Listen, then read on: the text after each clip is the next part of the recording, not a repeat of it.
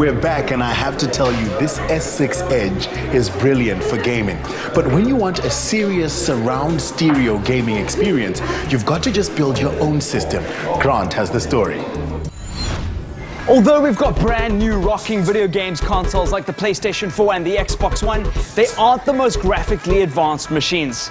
PCs are still the domain of the power-hungry user and for those who are into PC game exclusives. But what PC do you buy, and what is inside a Powerhouse machine?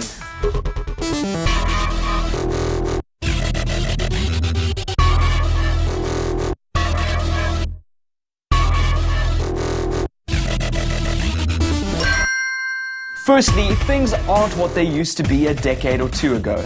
Building a PC consists of a lot of plug-and-play components that rely on each other for performance.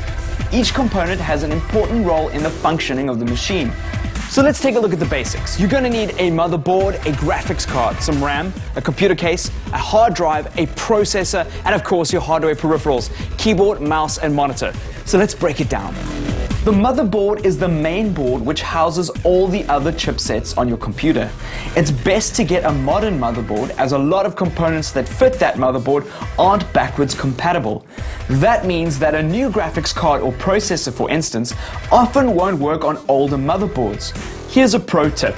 A lot of motherboards don't have Wi-Fi built in, so make sure the one that you buy has. From there, you're going to want RAM. Make sure you pick up at least 8 gigs of DDR3 RAM for some optimal gaming performance. RAM is the short-term memory of your PC. The more RAM you have, the more processors your machine can juggle simultaneously. For a gamer, the graphics card has become the most essential component in your rig. It's the component that controls the physics as well as the graphical rendering. Here is where you're going to want to spend the most of your cash. I recommend a top-of-the-range card such as the NVIDIA 980 if you can afford it. Next up is the processor. Obviously, the better the processor, the better your overall performance that the machine runs at.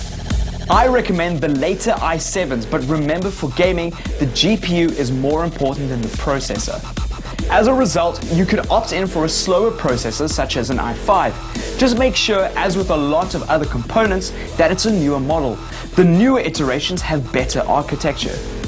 Hard drive wise, you'll always be better off with a solid state drive. It's got better performance from a write speed perspective. But remember, it's not necessary.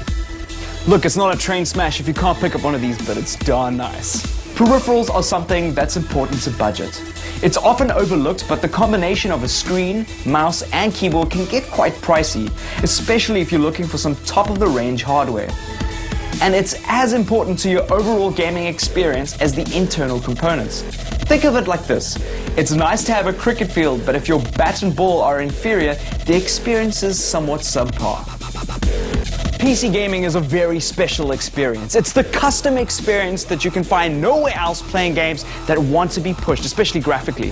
Are you a PC gamer or a console head? Let us know on our Facebook page and on Twitter @TechReportSA.